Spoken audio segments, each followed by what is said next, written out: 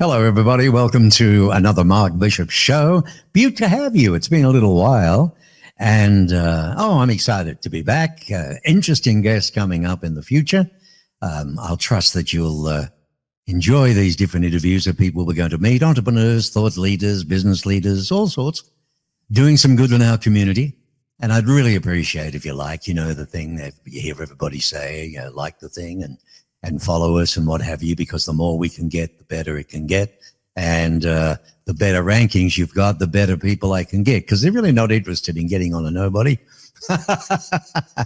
Says he with at least a couple of 100,000 followers, but you wouldn't think so. Here's the deal. Entrepreneurs are the backbone of American business, and babyboomer.org pulls together news and resources for the baby boomer community. And hi to you guys. Salt of the earth we are. Any idea just how large, in fact, this community is? Have a guess. Well, he's also author of the children's book, I Don't Want to Turn 3, and the business book, The Secrets of Retailing, How to Beat Walmart. He's written, over 100 articles, all about small businesses, education, the homeless, and several other non-profit topics clear to all of us. And my special guest is the co-founder, the CEO of babyboomer.org, Marc Joseph, alias, and he loves this, Gramps Jeffrey. That's what he likes to be called, Gramps Jeffrey. I don't know why, for the life of me. G'day, buddy. How are you? Great. I appreciate you inviting me. And I heard your question. You said, how big is the baby boomer population? Well, 76 million baby boomers here in the U.S. Now, there were 76 million of us that were born baby boomers. 11 million of us have died, but we've been replaced by 11 million of people who've moved into the country that are our age. So we still have 76 million baby boomers. Now, you take on top of that, there are still 12 million businesses owned by baby boomers. So you can just see the influence of this generation continue. Wow.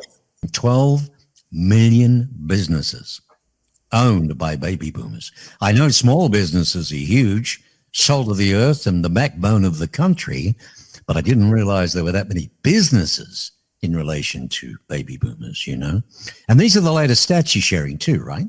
Oh, absolutely. And think about that, 12 million businesses. Now, as the baby boomer generation grows older, they're going to have to do something with those 12 million businesses. Right. Are they going to pass them on to their kids? Many of our kids don't want the businesses. Are they going to sell them? Are they going to close them? So this is an interesting thing that, America is going to be dealing with over the next 10 years or so. What's going to happen with these 12 million businesses that are owned by baby boomers? Well, there could be lots of debates around the Christmas lunch table or dinner table or Thanksgiving table or whatever. But Dad, I'm just not interested in taking it over. Don't you understand? I've got a different thing about me. I want to go a different way. Listen, we're going to get to all of that, but I want to talk about you a little bit, okay? Because you've had an incredible history, and that's why you're on the show. Most of your working life, you was spent in retailing, wholesaling, and the internet. Most of your working life, starting out with your career in the department store industry. And that was Macy's as a buyer, right? And merchandise manager and store manager. I mean, what led you into that particular world, out of school, college, what? What led you to retailing? Well, let's go back in history now. Us baby boomers, we grew up in the 70s. 70s was when department store businesses really took off. And so I was in school up in Ohio. It was a winter, big bad winter. I caught 5 colds that week in that year. And I was being recruited by a company out of Miami, Florida called Burdines. And they were recruiting on my campus and says, I'm going south. I got to get out of this cold. So that's how I got involved in the department store business. And Burdines, anyone in the Florida area knows exactly who Burdines are. They were the dominant department store there. They are now part of Macy's. Macy's has bought up most of these different department stores. Right. But that's how I got involved. It was the hot thing going, as the baby boomers remember, in the 70s and 80s. Everybody was going to the malls. Everybody was doing department stores. And so I had the opportunity to grow and become part of the department store business. Well, you did exceptionally well. You ended up taking 240 stores in a move to the discount store business to 551 stores and another dollar chain store from 49 stores to way up there, 441 stores. These are all across America, I gather. Yeah, so in other words, the reason I got out of the department store business into the discount store business was because that was what's trending. You know, retailing evolves. And as department stores were growing, that's when the discount store business was going. So I had a chance to get involved with the discount chain in small town America. And I also had a chance to get involved to build one of the first dollar stores. It was called Everything's a Dollar Store. And we had 49 stores and we grew it to 441 stores. We were in all the major malls versus where Dollar Tree was more in the neighborhoods. So that was my involvement, getting involved, because I saw that the chance of the department store businesses were revolving into the discount store business. And look at how we are today. Look at the dominance of discount stores here in America. My word, my word. It's almost like you could see into the future a little, huh? So what do you think your secret was then, Mark? I mean, to go from retail to discount, you obviously, was there something in retail that was telling you, other than the fact you could see it for yourself? Was there something else happening in the game? Whenever you're in business, whether you're an entrepreneur or you're a retailer, you got to take a look at customers. You got to put yourself into the customer's shoes. You know, and that's how you predict what's going to happen next. Mm-hmm. And so I was able to see that the customers were starting to get into the discount store business. That's when, Costco came about. And that's when all of the other chains came about, the ones that are dominant today. And so that's what led me to change my career and go into discount rather than department stores. Well, that was another challenge. Knock that on the head. That was done and dusted, as they say. You then became a supplier and built a B2B internet company. And this I can appreciate. You started it in your bedroom. Then you went public with the thing. Tell us about that one. Well, don't forget, all of us who are baby boomers today, most of us didn't get on the internet until we were 40 years old. Which sounds like a long time ago. This is 30 years ago. I'm still learning. He's still learning. Very frustrating for a lot of us, isn't it? Eh? Absolutely. And so, I was able to see that I felt that the internet was going to be the next big thing back in the 90s. And so I was able to pull together all of the suppliers that I've been working for years. And we were able to start to sell products in bulk through the internet. Our customer base were the moms and the pops that were competing against the chains. And we could see, if you're a mom and pop store, you have a whole different kind of distribution than if you're a chain store. If you're a chain store, a department store, discount store, you have buying teams. You go overseas, you buy from major manufacturers. But if you're a mom and pop store, you don't have those resources to be going all over the world to find goods. So that's how DollarDays.com started, is we became the source for all these mom and pop stores where they could buy things by the case so that they compete against the big guys in their neighborhoods. Right. And that's how that company started. And again, started with bootstraps, with connections, and then finally we took it public. I bet you had a little bit of luck on that side there, because surely even in the retail game and in the discount game, you would have been introduced to computers, early computers at that stage. You might have had some sort of understanding or playing around with them, a feeling that you could do something on it, even from your bedroom, if you know what I mean. Yes, much easier today than it was 25 years ago. Well, by the way, why are you known as Gramps? Well, my children's book, it's called I Don't Want to Turn 3. It's a true story about my 6 grandkids. All right. And so I decided that I wanted to, they call me Gramps. And the reason that they call me Gramps is because it's pretty easy to say. I found out very early on all 6 of them that they could do Gramps before a lot of other words. So I figured, I'll be Gramps. And my middle name is Jeffrey, Jeffrey. And the reason that I put it on the book is my wife, who we've been married forever, always spelled it the wrong way. She spelled it the other way. So I figured that if I put it on a book, she'll finally learn how to spell my middle name. And so that's why I'm Gramps Jeffrey. And yes, she does know how to spell it today. Lovely. Well, I've got that font up there. Look, I don't want to turn 3. That's cute. Couple of boys in the bath, right? That's Now, it. who do they represent? The grandkids. Yeah, this is a true story of my grandkids. There happens to be 2 of my grandsons in the bath. What happened for all the pictures in the book, they're based on pictures that I took. So when you go in, then I had an artist go in and make it into a kind of a fun thing. But you know, you kind of figure, why did I write this book? You know, this is a children's book. One of my, Yeah. A lot of it came right out of you know, a lot of this came out of the COVID area. I was able to have all 6 of my grandkids here for about 6 weeks during COVID when everything was shut down. So I had a chance to really interact with them and be with them. And so I figured this is a great story because this is a true story. The book is a true story. Yeah. You know, all 6 of these kids have completely different personalities, but the one thing that they have in common is a sense of curiosity. You know, how excited they got when they accomplished something. When, you know, watching them grow year to year and how they interact with each other really is the basis for this book.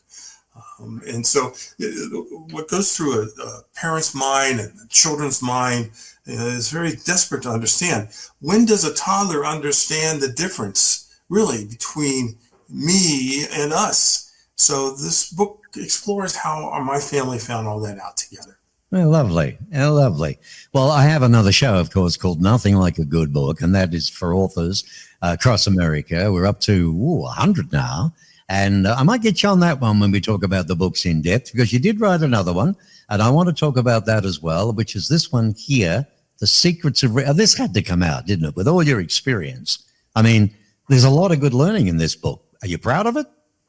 Well, the reason I wrote this book is when our internet company was, you know, up and running, and which it still is, and had all these small businesses. I'm getting these like 30 phone calls a week. How do you do this? What do you do here?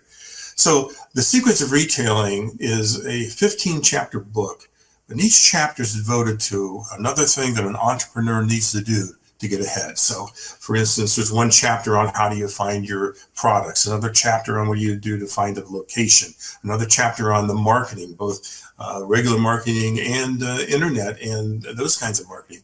And the final chapter is exit strategy. What do you do when it's time that's over? And so that's why I wrote this book, is a step-by-step guide for small entrepreneurs to kind of, you know, have a roadmap to maybe do better than I did in things that I learned from. Did you did you get any pushback on how to beat Walmart? Interestingly enough, the only company that would not sell the book was Walmart. You gotta laugh. You gotta laugh.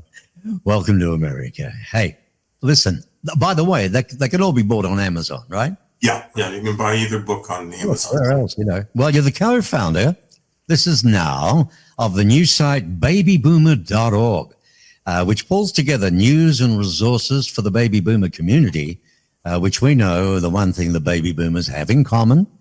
That's all of us, connected and shared experience. There's a lot of them, but name a few of them for me, Mark. What do we have in common?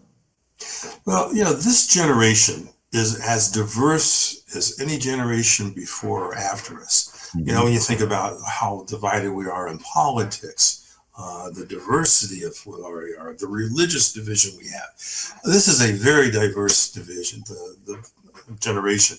But the one thing that baby boomers do have in common is a shared, connected experience. When you think about it, when we were growing up, you know, we all had landlines. That's how we communicated. We had 3 television stations at the most if you're in a big city. That's how we learned things. Yeah. So we had all those, we have this shared connection that our information came from the same sources. Right. You know, that we lived through things. I mean, we lived through the Kennedy's assassination, Martin Luther King's assassination. We were there for the landing on the moon. You know, birth control became widespread during our generation. All the big Vietnam. Stuff. All the big stuff, huh? That's Vietnam, Kent State. You know, these were things we had to do. We had riots in the streets. But the one thing that we all have in common, and that's why all these radio stations are so popular still, is the music. I mean, think about it. we all had Elvis and the Beach Boys and the Yeah, Beatles. Right? yeah, gold flashbacks, Sirius XM, their one. I listen to that in the car. NPR mainly for interviews and so on. But yeah, it's our era of those records never seem to get tiresome, do they? Yeah, listen to the Association of the Supremes. And we had all these movies. Think about all the movies we had that brought us together. Butch Cassidy and Sundance Kid, right. Jaws, pretty much any of the Spielberg movies. All that stuff. Now, Animal House. A lot of other interesting stuff. There's interesting travel amongst boomers, okay? Grandparenting, of course.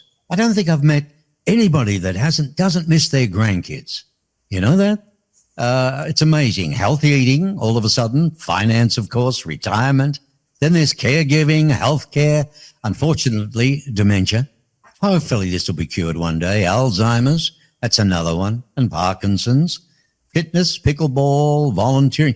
Interesting thing about pickleball, everybody's gone nuts about it, Mark. Everybody's raving about it. And have a guess what the number one, because I interviewed, God, I'm getting old. I forget her name, but she's the top of the government scenario health-wise the other day. The thing is this, have a guess what is the worst sport right now for accidents and for injuries. Oh, it's got to be pickleball. All us old guys are falling down. It's pickleball. Yeah. I haven't played it yet, but I'm an ex-tennis player, right? I play golf now when I can, when the shoulder's right and the legs are right and the toes are right. And I don't have the arthritis in the damn thumb. But, I don't know. Volunteering is a big thing with baby boomers, thank God, because without volunteers, mate, a lot of the beautiful services and non-profits, quite frankly, they wouldn't, be able to get off the ground. Giving back in the legacy. What legacy do you want to leave? Because everybody's talking misery of where we're going. Who wants to leave anything to your grandkids the way it is? Well, when you think about what is your legacy, is you can't, no matter how rich you are, you can't take it with you. So it doesn't matter how much money you have. Mm-hmm. It comes back to what are you going to leave behind? What are your grandkids going to remember who you are? And so we, at this point in our life, and we had on babyboomer.org, we have a huge area of our site for legacy. How are you going to leave your legacy? Are you going to do what you just talked about, volunteering? Are you going to help others? I happen to be a substitute teacher because there's a shortage of teachers in our area. And so I said, well, the best thing I can do. So I happen to be a substitute teacher at the local middle school and high school. But that's just something that I do. There are other things that everyone can do to help their communities. And that's what we got to think about. How are you going to be remembered when you're gone? They may remember you. They're not going to remember you for the money. They're going to remember you for what else? What impression? What have you left to your kids? Right. And so that's something that we all have to decide what we're going to do. Well, you've left some books. I Don't Want to Turn 3 and the business book, The Secrets of Retailing, How to Beat Walmart. Your lovely wife, Kathy, you've been together how long now? Oh, I can't remember. It's been so long. Oh, sorry, I shouldn't have asked that. You live in Scottsdale in Arizona and just up the road a piece where your grandchildren live, and 2 more live in Austin, Texas, and 2 in Orlando, Florida. So they visit a lot, or you visit? Which one? Well, it's interesting that you talk about that because one of the reasons we started babyboomer.org is because I found out as I was touring on my book and talking to people that were reading it and to others, and that 30%, that's 1 out of every 3 of grandparents are not involved in the raising of their kids. Think about that. That's if you sit in the room, 1 out of every 3 of us just aren't involved. Now, we as grandparents may say, hey, I love my grandkids. I'll show up for their birthday party. Maybe I'll come to a holiday event. But I'd rather go play pickleball. So, we've got 1/3 of us that are not involved. And that's one of the reasons that we started babyboomer.org. Right. We've got to have a place so we can get our generation to get more involved. Because going back to the legacy that we were talking about earlier, what are we going to teach this next generation coming up? What are they going to do? Exactly. So the question I was going to ask was, why do you think grandparents need to be involved in raising, this newest generation. So you've touched on that. But when it comes to books and what you wrote, because they don't read today, they even cross the roads looking at their phone this far away with a text. I dread the day it was ever invented, the iPhone, whatever it is, and social media. But there you go. There's a lot of benefits, I know. What are the benefits, though, of reading to children? Well, think about this. And this is, and for those grandparents that are close to their grandkids and can do this every once in a while, there's all kinds of benefits. So one of the benefits of reading to children is it's a nice way to spend time together and bonding. Now think about it. Most of these kids' books take less than 20 minutes to read. I mean, mine does. So here you are sitting with a kid on your lap, and it gives you a chance to bond with these kids. So that's one of the reasons why we as grandparents and parents should be reading to our kids all the time. Another reason that we all need to be reading to our kids every night, if you can get into the habit, is it supports listening skills. Now, you and I both know as we've grown older that listening skills is the number one skill that we have. I mean, you have to have great listening skills as you're interviewing all these people.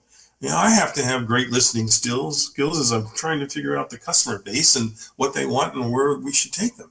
Mm-hmm. So what gives it a chance when you sit a kid on your lap and there's only the two of you and you're sitting there reading, it requires them to listen. This is a skill that once they get it when they're young, it's going to pay off for them when they're older like us. Another reason that we should be reading books to our kids is it helps with the cognitive and language development. Think about it. As the kids are sitting, they're reading a book, they may they ask, what does that word mean? Mm-hmm. I mean, there are plenty of words that I see in books I don't understand. I got to go look them up. Well, let's face it, between the school and allowed calculators and next minute AI, writing your thesis or writing your, I used to love it at school. I flunked in maths, but I topped the class in writing great stories, but I had to handwrite them, right? And didn't even have a typewriter.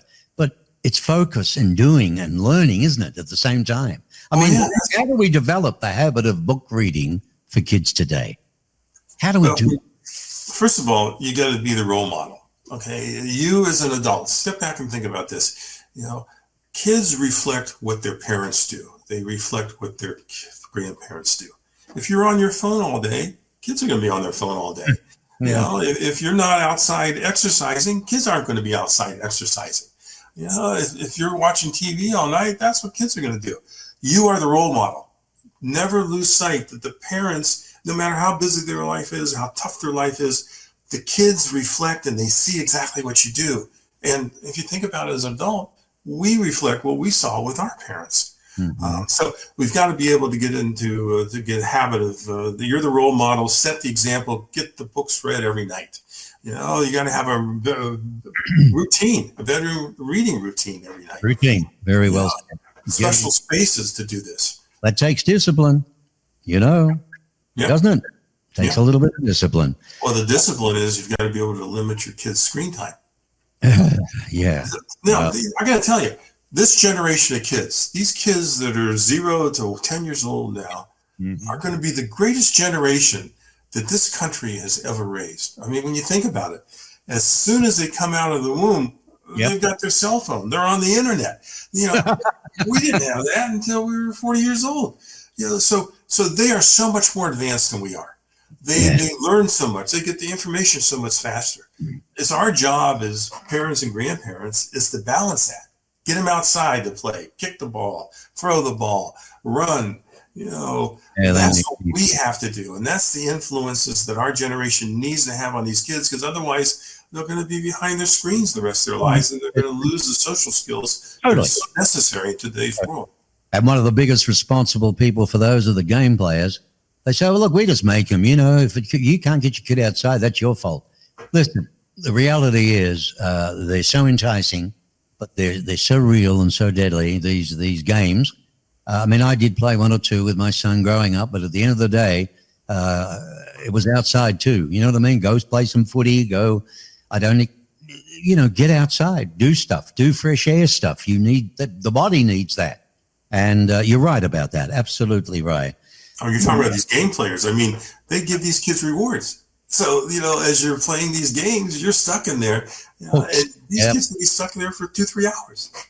Man, I could go for an hours with you. Look at that. We've already gone 25. Look, here's the deal. Babyboomer.org. All right. I want to talk about that. And I want to talk about also this one here. I want to bring up how to contact you. For anybody that's watching this, babyboomer.org is going to give me what? All right. Because I'm a member too, but I'm coming from a viewer's point of view.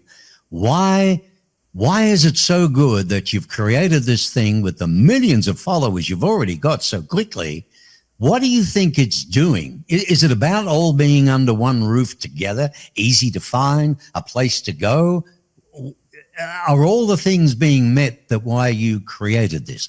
By the way, you've never mentioned who your co-creator. So who is your partner? Oh, there's 4 of us. And, there are 4. Okay. Yeah, 4 of us all put this together. All right. Because we all saw the same thing. It was driven by grandparents not being involved with their kids. Right. And grandkids. So that's what helped drive it.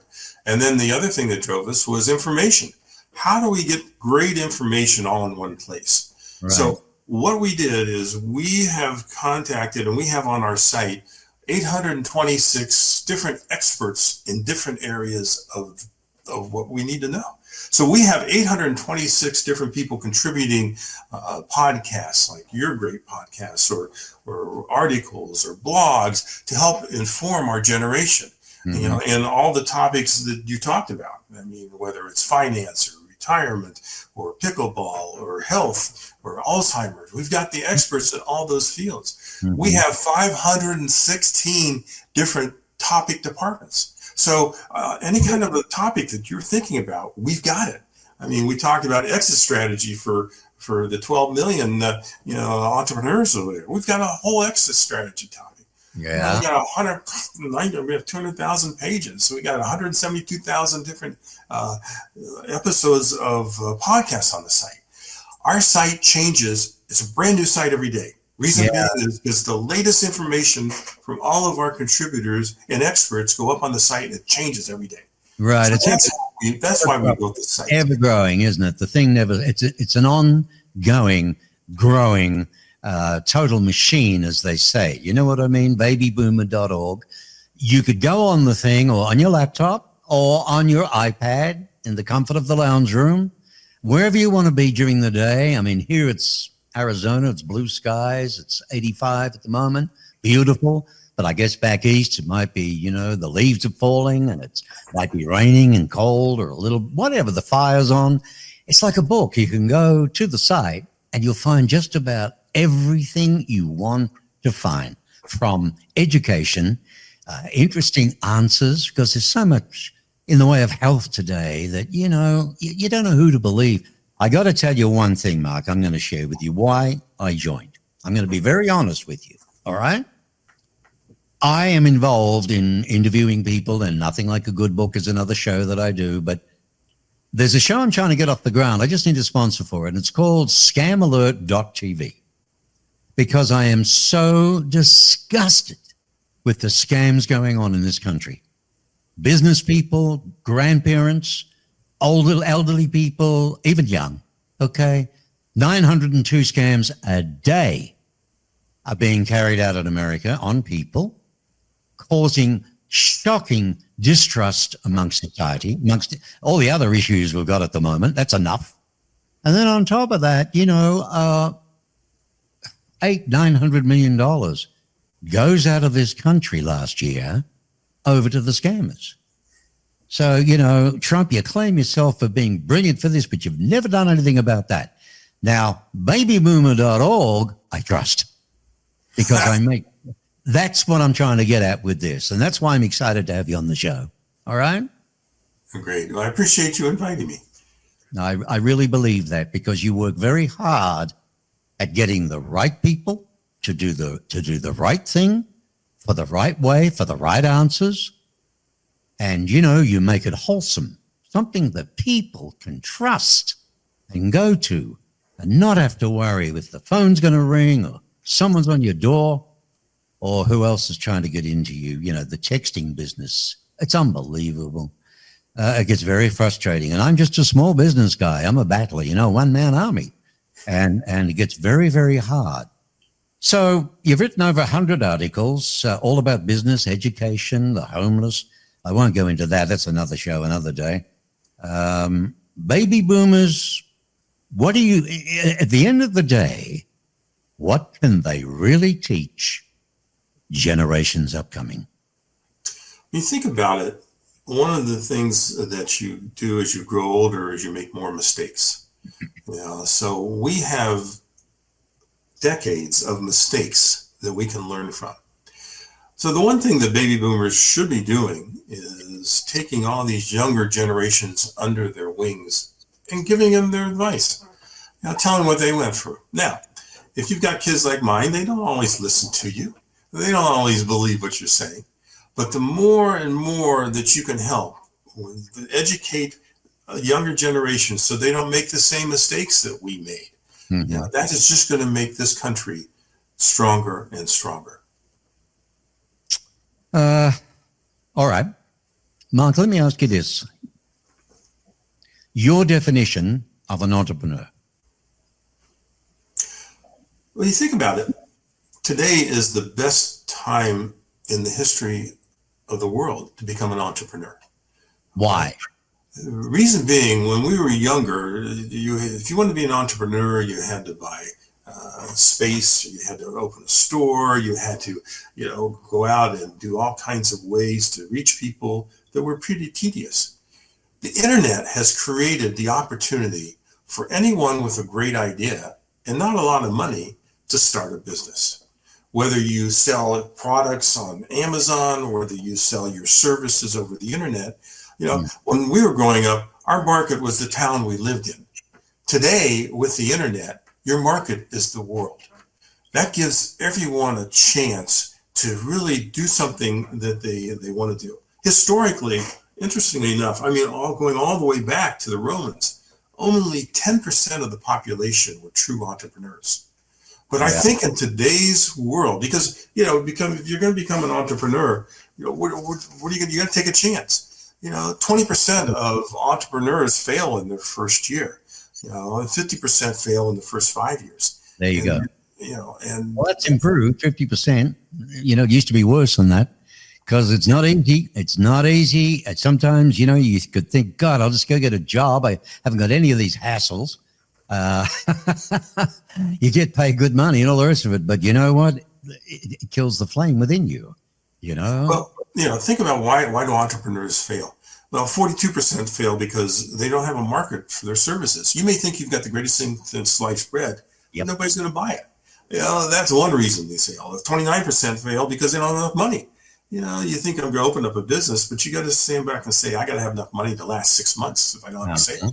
And 23% fail, and this is the one thing that our generation can teach other generations, is because they don't create teamwork. There's bad communications. Their team doesn't understand what they're doing.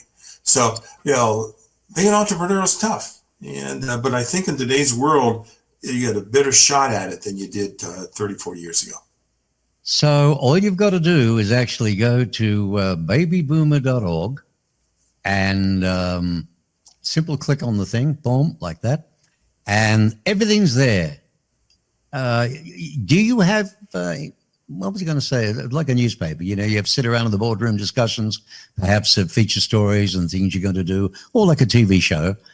When we're producing shows like that, you sit around, you discuss a lot of things. Do you and the other three owners sit around and say, look, what are we missing? What do we need to bring onto the site? What are people asking for? Is there feedback? You can get feedback in, can't you? You've only got to email babyboomers.org. You listen, you read. To give you an example, last week we had 510 departments. Now we have 516 departments. So we created 6 new departments last week based on the input that we got from our contributors and our customers. Sounds like bloody Macy's, doesn't it? Another department, another floor. That's it though, right? babyboomer, one word, babyboomer.org. Remember .org. That's what's critical because it is a non-profit, right? we're not making any money, so that's no profit to me. All sorts of organizations and so on. So there we go. Well, mate, Mark, it's been very interesting, and I've learned, and I hope some of our viewers over the place. This will go out, of course, on YouTube and other channels, video-wise, and of course, an audio copy of the show, just as it is, goes to all the major popular podcast platforms like your Apple and Spotify and iHeartRadio and so on, and Deezer. There's 11 of them, I think, out there. I get Spreaker to distribute, and they do a good job. So hopefully it's going to be around for some time, and let's get you some more viewers. You've got, what was the last count I think you had? A million odd or more, wasn't it? A visit? Over the time, yes. So we welcome everyone. Yeah. Please come visit.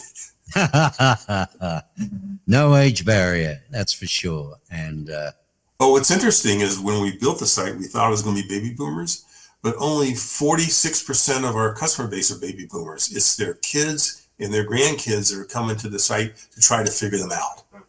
Isn't that good? Indirectly, you're doing what you wanted to do, Right, exactly. That's good. All right. Thank you, Mark Joseph. Ladies and gentlemen, Gramps Joseph. Mark Gramps Joseph, co-founder and CEO. Well, it's a .org, so is it a CEO or president? What is it? We're all co-founders. That's what we do. Doesn't matter, yeah. What's in a title, right? Thank you for being on the show. It's been very interesting, and I wish you well in the future, okay? Great. Thank you. Bye-bye.